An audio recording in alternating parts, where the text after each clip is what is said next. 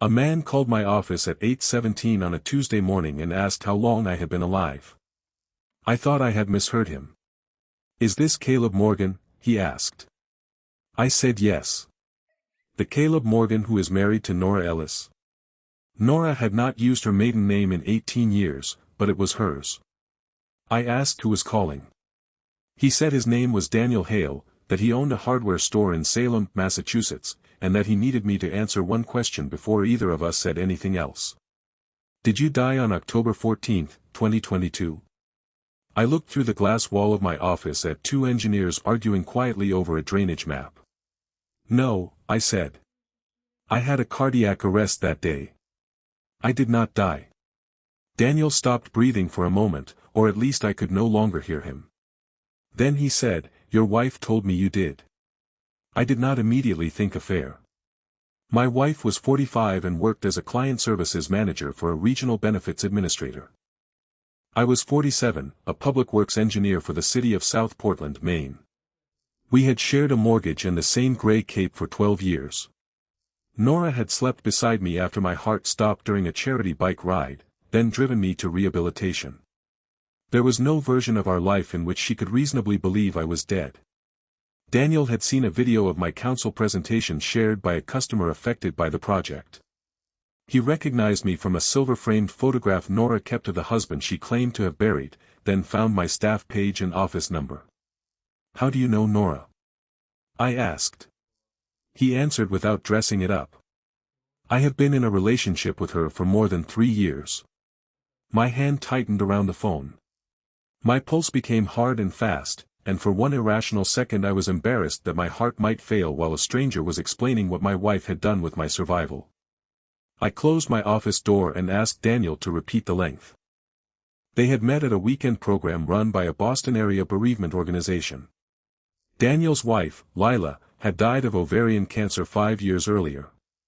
Nora introduced herself as Nora Ellis, a widow from Maine. She said Caleb Morgan had died suddenly from cardiac arrest and that she still lived near his family while helping her mother through early dementia. Daniel believed her because the details were not vague. She knew the machines, the medication cart, and the guilt of leaving intensive care long enough to shower. Those memories were real. I had simply survived them. "Are you with her now?" I asked. "No. She went home Sunday. Nora had told me the Boston office needed her for a Monday client conversion. She had come home just after 9 complaining that the train Wi-Fi had failed. Daniel said she had driven to Salem on Friday and left Sunday afternoon. Instead, I asked him to email me from the address listed on his store's public website. I would call the number on that site, not one he gave me. If he was telling the truth, we would speak again in 30 minutes by video.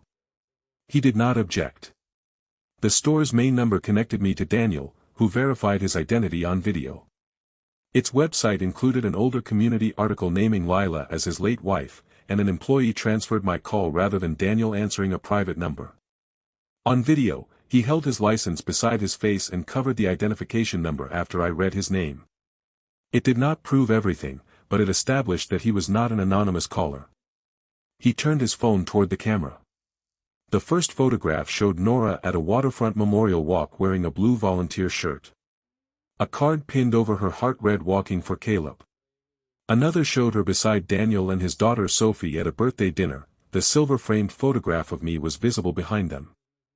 Daniel said she kept it there because hiding a dead husband would have seemed unhealthy. The cruelty of that sentence was so precise that I asked him to stop showing me pictures. I needed dates. Daniel's spreadsheet began 4 months after my cardiac arrest and tracked each weekend, cover story, an event where others knew Nora as his partner. Their relationship became physical that August. Nora had told me she was helping with a software migration at her company's Boston office. Boston work and her mother's supposed confusion became her standard explanations. Daniel thought Nora's mother lived outside Portland and rarely recognized anyone. In reality, Ruth Ellis was 71, lived independently in Bangor, drove herself to choir practice, and had beaten me at cribbage the previous Christmas. Daniel's shock made clear that Nora had used his real loss as an entrance credential. Daniel said they had opened a vacation account 9 months earlier. He had contributed $5,400 and Nora $2,400 toward a Nova Scotia trip they would take after the last probate issue connected to me. There was no probate case because my will had never been used. He had also never visited our house. Daniel had never visited our house. Nora said my estate still owned it and rented part, although and lived in Vermont and had never spent a night there. To explain why he could not visit, she claimed probate attorneys prohibited guests while ownership was contested. The restriction renewed itself whenever Daniel suggested coming to Maine. Every problem in Nora's second life had been solved by assigning a false condition to someone in the first. I was dead, Ruth had dementia, and occupied the house, and my estate was delayed. The story made her absences look like obligations instead of evidence. Daniel wanted to confront Nora immediately. I asked him to wait until Wednesday evening while I checked shared records, spoke to an attorney, and determined whether either household faced a health or financial risk. During that interval he would ignore her calls and alert me to any urgent fact. I would tell him if his account failed verification. He said he did not know how he could sit through another message from her, but he agreed. Neither of us would move money or contact the other man's family. The arrangement felt unnatural, yet rivalry would have been another gift to Nora. It would let each of us imagine the other had stolen a life and distract us from the structure she had built, two men given different histories, neither able to understand what he occupied. After the call, I checked that my pulse was regular, called my cardiologist's nurse for safety guidance, and left work. I did not call Nora. At home, I opened only records I was authorized to see. Our shared checking showed ordinary payroll and household transfers because we kept separate discretionary accounts. I almost stopped there. A normal balance made Daniel's account feel less urgent, and I wanted less urgent to mean false. But the absence of a financial emergency could not explain a living wife's memorial page, so I checked the shared system that recorded place instead of money. Our shared EZ-Pass account was different. Nora's car transponder had crossed the New Hampshire tolls and exited near Salem on 14 of the weekends Daniel listed. Our shared digital calendar contained her colored blocks labeled Boston Conversion, Ruth Overnight, or Client Escalation. When I compared them with Daniel's list, the phrases stopped describing work and began describing access. A dinner with Sophie matched a client escalation, and a memorial picnic matched Ruth's supposed confusion. The first match proved an affair. The pattern proved a schedule. At 3 that afternoon, Daniel sent one additional link without commentary. It was a public page from the bereavement organization's annual walk. Nora stood in the same blue shirt I had seen on his phone, holding my photograph. Beneath it, the caption identified her as Nora Ellis, walking in memory of Caleb, forever 43. I had been 43 when my heart stopped. The page was dated June 2023, before Nora and Daniel became lovers. That timing removed the explanation I had been trying to preserve. She had not invented my death in a panicked attempt to hide an affair after it began. She had made herself my widow first. Daniel was part of the life that followed. At 5:30, I heard Nora's key in the side door. She kissed my cheek and asked whether the city presentation had gone well. The same public video that prompted her ordinary question had proved to another man that I was alive. I said the presentation had reached more people than I expected. Nora smiled and opened the refrigerator. In my kitchen, she asked whether I wanted salmon or pasta for dinner. I said pasta, because for one more night I needed to see how the two lives changed shifts. Nora cooked while the habits of our marriage continued without instruction. Her phone rested face down near the fruit bowl, and I did not reach for it. I already had lawful evidence from a public page, our toll account, and Daniel. I asked how Ruth was doing. Nora said her mother had sounded confused that afternoon. She thought choir was tomorrow, she said. Choir was tomorrow. I nearly corrected her, then understood that the detail was never meant to be compared with another version. After dinner, Nora called Daniel from the laundry room. Daniel messaged that she had called twice. When Nora returned, she blamed a nervous coworker. Daniel's spreadsheet showed that she was supposed to spend the coming weekend in Salem for his birthday. The next morning I told Nora I had an early site inspection. Instead, I met family law attorney Dana Ruiz and asked what I could preserve without invading private accounts or moving money improperly. She told me to copy joint financial, property, tax, and insurance records, avoid Nora's private email, and use no threat against her employer. She also warned me not to empty joint accounts or change the locks on a house Nora owned with me. The point was not to treat restraint as mercy toward Nora. It was to protect my position and keep a private betrayal from turning me into the person who created the next legal problem. The affair did not let me seize the house or ignore ordinary law. Those limits steadied me. Our preliminary records showed no second mortgage, unknown loan, or large withdrawal. The vacation money appeared to come from Nora's personal account, so I had time to verify, arrange medical testing, and discuss temporary housing without locking her out of a home she owned. At noon, I called Ruth. Without explaining why, I confirmed that Ruth felt well and had just returned from choir rehearsal. She mentioned that Nora had cancelled a visit because of Daniel's birthday. When I asked who Daniel was, Ruth described a Boston client whose retirement dinner required senior staff attendance. Ruth knew his name but believed he was work, Daniel knew Ruth but believed she was ill, only I had been declared non-existent. At 2, I drove south to Portsmouth to meet Daniel in the back booth of a hotel cafe halfway between us. He arrived with a folder and the exhausted politeness of someone moving through a funeral again. He was 50, with a pale band where he had removed his wedding ring after Lila died. I wanted him to be careless or predatory because anger would have been easier in one direction. Instead, he checked every page before handing it over and withheld private messages that did not affect health, money, dates, or future plans. We verified our identities and exchanged only records that might matter.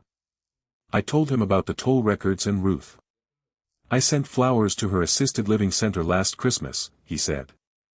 Nora had named a real facility outside Portland, accepted the flowers herself, and displayed them in our kitchen as a client gift. The facility's privacy rules had prevented Daniel from confirming residence, turning an ordinary protection into support for Nora's lie. One life had not merely existed beside the other. Objects crossed between them and acquired new explanations at our door. Daniel showed me the alternate phone number Nora used. She called it a probate number. An email combining her maiden name with the year of my cardiac arrest connected her to the organization and Daniel's family. The separate phone was in Nora's legal name, not a stolen identity. Its purpose was separation, probate calls in Daniel's version, client escalations in mine. It renewed automatically from her personal account and required no forged identity. The system depended on ordinary privacy, not criminal sophistication, which explained why it survived without attracting institutional attention. He showed me relevant messages from his own account, not her password. Their relationship was not a collection of hotel rooms. Nora had a key, a bedroom drawer, and relationships with Sophie and Daniel's sister. She had helped Sophie compare graduate programs, accompanied Daniel's sister to a biopsy, and attended neighborhood dinners as his partner. When Sophie received her graduate school acceptance, Nora joined their family dinner on a date marked client escalation in my calendar. The same evening had been a work emergency to me and a family milestone to them. No one called Nora his wife, but most assumed the relationship was moving toward marriage. Nora said she could not make plans until my estate released the house and Ruth entered long-term care. The delays could remain plausible for years while a grieving woman refused pressure. Their joint vacation account held $7,812 and was frozen against withdrawals pending closure instructions from both owners. It was a small financial bridge toward a future Daniel believed they shared. He also showed me a brochure for a September trip to Nova Scotia. Nora had circled a Harborview room and written, "First place that belongs only to the future." The sentence showed that she had not merely accepted Daniel's expectations, she had helped author them. I asked Daniel when Nora first told him I had died. He said at their first in-person conversation, but the bereavement organization's member archive showed that her claim began earlier. The program's member archive contained Nora's public participant essay from December 2022. 2 months after I came home from the hospital, Nora wrote that she had lost Caleb in October after 11 days of machines and one final quiet morning. I had spent 11 days in the hospital. Her final quiet morning was the day I left intensive care. While she photographed my empty chair, I was walking the corridor with a physical therapist. That detail was more than dramatic language. It converted measurable recovery into evidence of death and let Nora present herself as someone whose hardest decision had already been made for her. This identity had begun by editing the result of a medical emergency. Nora had created it before Daniel, in a room where her sadness received a cleaner explanation than the truth about the frightened husband who came home. He finally said, "I chose her because I thought she understood what it costs to outlive someone." Lila had died after 16 months of treatment. Daniel had managed medication, hospice equipment, insurance appeals, and the silence after visitors stopped coming. Nora had listened to his real grief while the man she claimed to mourn took medication at a kitchen table 2 states away. Daniel was another victim, not a useful rival. I told him I planned to confront her that evening after I copied the remaining joint records. Daniel said he would send one message once I confirmed that the conversation had started: "I know Caleb is alive. Do not come here." He would not argue or disclose our meeting, and he agreed to preserve the messages. Before leaving, he removed Nora's key from his ring and sealed it in an envelope for return through counsel. I refused to take it. It opened his house, not mine, and we were not exchanging custody of the person who deceived us. In the parking lot, Daniel asked whether I had really visited Two Light State Park with Nora after the hospital. She had described scattering my ashes there because I loved the ocean. I said we had gone there 4 months into my recovery. The path was icy, so we drank coffee in the car while Nora took the photograph she later used as proof of a memorial. Maybe she was grieving something, he said. Just not what she told us. On the drive home, every familiar place carried 2 captions: survival and widowhood, client gift and Daniel's flowers, work audit and his house. At 4, I downloaded our tax returns, mortgage statements, retirement balances, and the E-ZPass records into a folder Dana had recommended. I secured my medication and asked him to stay available by phone. Then I printed the public memorial page and placed it face down on the dining table. Nora arrived at 6 carrying a small chocolate cake. Daniel's birthday was Saturday. The cake had "Happy Early Birthday" written across it in green icing. When I asked who it was for, Nora looked at the words as if the bakery had made an error. "Marcy in compliance," she said. "She's taking Friday off." I turned the memorial photograph over. Nora's eyes went first to my face in the silver frame, then to the caption beneath hers. For several seconds she did not ask where I found it. She asked, "Did someone contact you?" That was the answer to a different question, and it told me she already knew the picture could not survive an explanation. I asked Nora to sit down. She called the memorial walk a support exercise about feared loss until I placed the December essay beside its past tense caption. She read one line and sat down. "I was not well then," she said. "Neither was I answered. She said she had joined an online caregiver forum while I was in intensive care. After I came home, she found a bereavement discussion where people spoke about resentment, relief, and guilt. The registration required a loss, so she implied I had died and accepted the welcome given to a widow. That was the version she wanted to call an accident. The public essay, the memorial walk, the alternate email, and years with Daniel came later, each requiring a fresh decision. "You met Daniel Hale at that program," I said. Her face changed, but I refused to negotiate against what she thought I knew. I asked 5 questions: when the relationship became physical, whether it was current, whether they had used protection, how much money she committed, and whether she had created any debt or obligation tied to him. Nora called Daniel a friend with expectations until her alternate phone lit inside her purse. Daniel's message appeared on the lock screen: "I know Caleb is alive. Do not come here." "He called you," she said. "Yes." She asked whether Daniel was all right, and I told her neither of us was. For now, she could answer me. The physical relationship began in August 2023 and continued through the previous weekend. Nora's answers came in stages. First she called the relationship emotional, then admitted the August weekend after I named it, then acknowledged it had never ended. I kept returning to questions that could change my health or financial decisions rather than litigating every message at the table. They usually use protection, but not always during the past year. She had contributed $2,400 to the vacation account and estimated another $3,600 in travel and gifts from her personal income.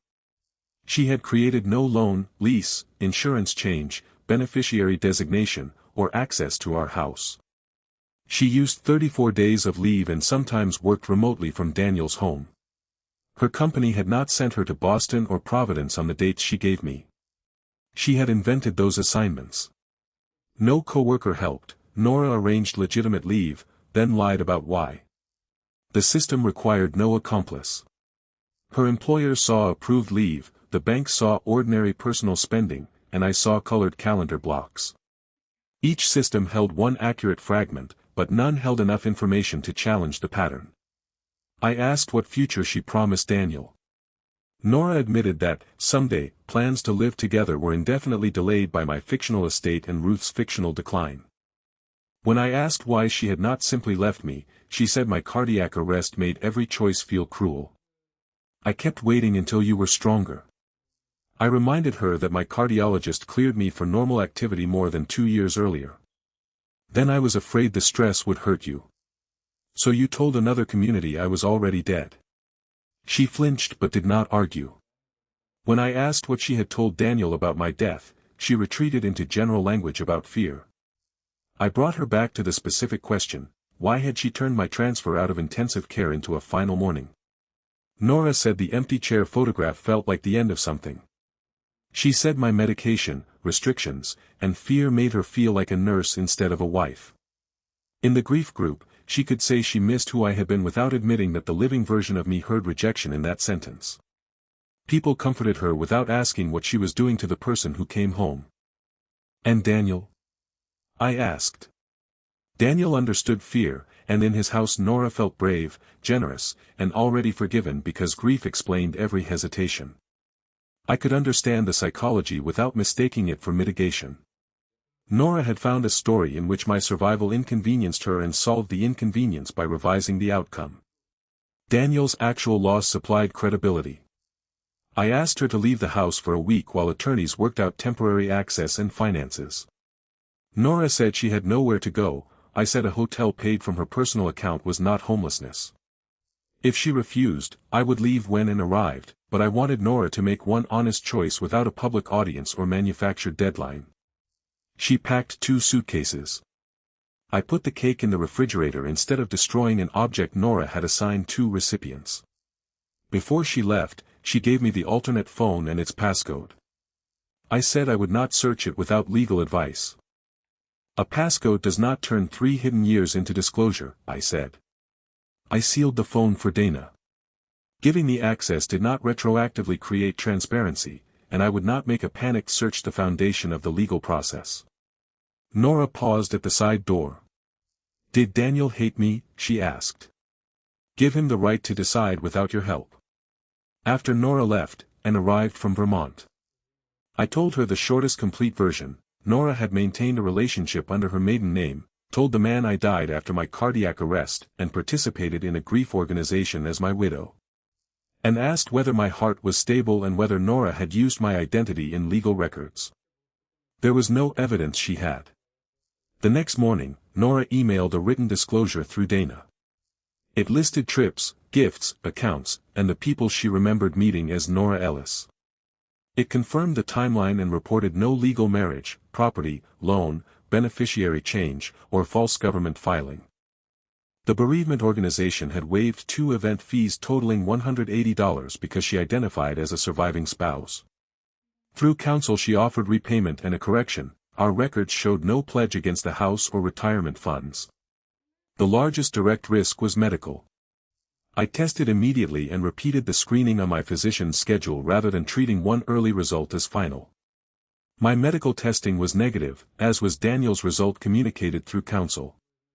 I did not ask for details of his relationship beyond what affected my health, assets, or decision. Nora told Ruth and Emily herself. Ruth apologized for failing to see what she had never been given a fair chance to see. I told her she owed me nothing. She had received a calendar name and a work explanation. Daniel had received a mother and a diagnosis. I had received travel assignments. Each fragment seemed ordinary alone. Nora's skill was not making other people endorse her second life. It was giving each person too little information to challenge it. Daniel's attorney asked that innocent relatives stay out of any public dispute, and I agreed. Daniel and I did not become friends. We exchanged only factual emails, and the bank returned each person's vacation account contribution. No one staged a meeting, posted the evidence, or sent the memorial photograph to Nora's employer. The bereavement organization was different because the false identity existed in its records and public pages. Daniel spoke with the program coordinator, and Nora's attorney sent a correction. The organization removed Nora's pages, accepted repayment, and issued a narrow correction without naming me, Daniel, or the affair. I had wanted the record corrected, but when the email arrived, I felt no victory. People who had comforted Nora were learning that the man in the silver frame had never required mourning. The kindness people had given Nora remained real even though its destination did not. 3 weeks into the separation, Daniel forwarded one final document with Nora's permission through both attorneys. It was a letter from an exercise in which participants addressed the person they had lost. Nora wrote to me about the last thing I supposedly said before dying, "Tell," and I finally learned to slow down. I had said something similar before my defibrillator procedure, then awakened and gone home with Nora 4 days later. Seeing a private joke from my hospital room recast as final words changed my decision more than the photographs of her with Daniel. An affair divided affection. This divided ownership of my own history. Nora had taken moments in which I was frightened, medicated, and dependent on her memory, then published an ending I could not correct because the character she created was dead. I told Dana to begin the divorce filing. I needed my legal life to stop depending on a person who had discovered that my absence was more useful than my presence. Filing did not produce the clean ending I imagined when I signed the first papers. We still owned a house and 18 years of belongings that did not sort themselves according to guilt. Our attorneys arranged separate housing, accounts, and documented mortgage contributions while the property decision remained open. Nora rented a furnished apartment nearby and kept paying the agreed share of the mortgage. We closed the joint credit card after pending charges cleared, redirected our salaries, and maintained one documented account for taxes, insurance, and repairs. Nothing about the lie suspended ordinary law. The same rules that protected Nora's property rights protected both of us from decisions made in anger.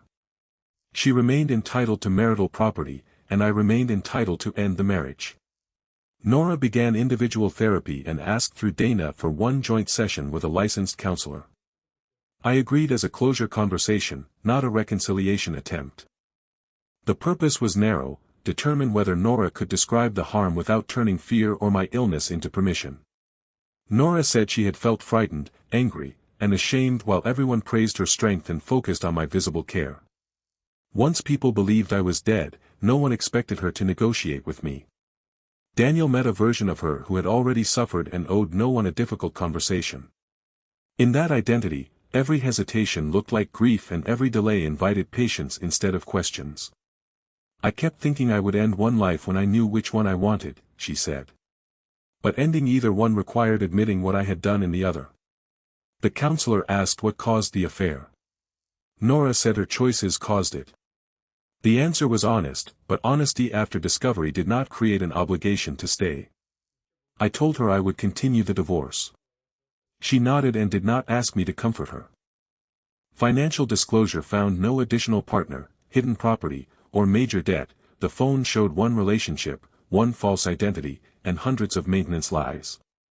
Nora had kept a note titled version with basic facts. She gave the grief group my supposed death date, the invented assisted living facility, and fictional occupancy of our home, and the explanation for why no obituary appeared online. She claimed my family requested privacy and named a real chapel that had closed 6 years earlier. She forged no documents, she selected facts that discouraged questions. The note proved the system was deliberate enough to require a reference sheet, which remained confidential with counsel. Nora had anticipated the questions a widow might receive and prepared answers while still sharing breakfast, bills, and medical appointments with me. Through counsel, Daniel returned my photograph and 2 race medals Nora had given him without my knowledge. His note said, "These belong to the life that happened." I stored them rather than displaying them. Reclaiming them restored my right to decide. Ruth's relationship with Nora became their own problem. Ruth was furious that her invented illness had isolated 2 households, but I asked her not to turn every family conversation into evidence. She still grieved losing a son-in-law. Unlike Nora, she did not need to falsify my life to explain it. Ruth continued calling once a week without asking me to choose between accepting her concern and condemning her daughter. My own therapy focused less on the affair than I expected. I could understand that Nora loved another man more easily than I could absorb strangers hearing my invented last morning while I went to work. Some had repeated my supposed final words or comforted Nora on the anniversary of a death that never occurred. Correcting each private memory would have kept her second life at the center of mine. For months I searched my name more often than I admitted. Cached versions of the memorial page continued to appear after the organization removed the original. We sent narrow removal requests but did not contact members. A correction could fix records, not memories. Each removal brought factual relief, not triumph. Accuracy did not require me to pursue every copy forever. The city council video stayed online. It showed a date, a name, and a living person doing an ordinary job, exactly the dull verification Nora's emotional story lacked. 6 months after filing, Daniel confirmed through Dana that he had ended contact with Nora and told his family the truth without sharing my medical details. I had been turned into a story for strangers once. I did not want vindication to become another version of the same theft. Daniel did not ask for friendship, updates, or reassurance that I blamed him less. Our cooperation ended when the shared facts no longer required it. The divorce took 11 months. Keeping the house would have consumed too much of my retirement share, so we sold it and divided the proceeds under our agreement. When Nora called the sale another death, I asked Dana to answer with numbers, not metaphor. We accepted a normal offer after inspection and closed without turning the buyers into witnesses. The sale ended the last account that required Nora and me to maintain one address together. On moving day, we spoke alone in the empty kitchen for 10 minutes. Nora said she was sorry for the affair, for Daniel, for the organization, and for using the worst day of my life as material.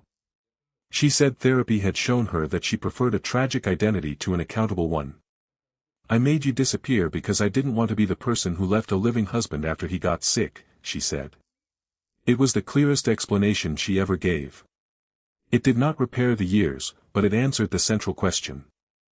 She wanted the emotional freedom of widowhood without the loss that creates it. Daniel gave her tenderness, other widows gave her absolution, and I carried the obligations her second life did not see. Nora asked whether any part of our marriage still felt real. I said most of it did, which was why the deception hurt. Our shared years had happened. The lie changed what Nora did alongside them and removed my informed choice. She began to say she wished she could give the years back. Then she stopped and said, "They were yours too." That correction was small and late, but it was accurate. We left through separate doors. I moved into a 2-bedroom apartment overlooking a bus route, not the ocean. The autumn after the divorce, October 14th, approached like a deadline. Nora had used it as the date of my death. Daniel had once sent flowers on it. For me, it was the date emergency workers restarted my heart. That year, I scheduled my cardiology follow-up for the morning and took the afternoon off. The receptionist handed me an intake form that still listed Nora as my emergency contact. I crossed out her name and wrote in Morgan, sister. Under marital status, I checked divorced. The changes placed me in the correct relationships without a story around them. My cardiologist reviewed the device report and said my rhythm had been stable. I gave him the short version. He adjusted one medication and scheduled the next visit. He offered no lesson about second chances or stress being dangerous enough to excuse silence. The appointment remained medical, another small restoration of a day Nora had converted into mythology. Outside, I met him for lunch. I did not go to Two Lights or recreate the photograph Nora had used as a memorial. I had spent enough time letting her version choose the location. Months later, the city posted another council video about seawall repairs. The caption identified me as Caleb Morgan, project engineer. In the video, the clerk asked me to state my name for the record. Caleb Morgan, I said. The microphone caught it without music, ceremony, or explanation. I watched the clip once. I did not send it to Daniel or the bereavement organization, because it was no longer rebuttal evidence. It belonged to the ordinary workday on which it was recorded. That was what I wanted. The marriage was ended, the accounts were separated, the false profile was removed, and the people entitled to know had been told. I no longer needed every stranger who heard Nora's story to receive mine. Some cached page or remembered conversation might always hold the other Caleb, frozen at 43 beside an empty chair. I could not chase him out of every room, and I no longer tried. I had a life to occupy, and the ordinary public record held the simplest true fact: I was here.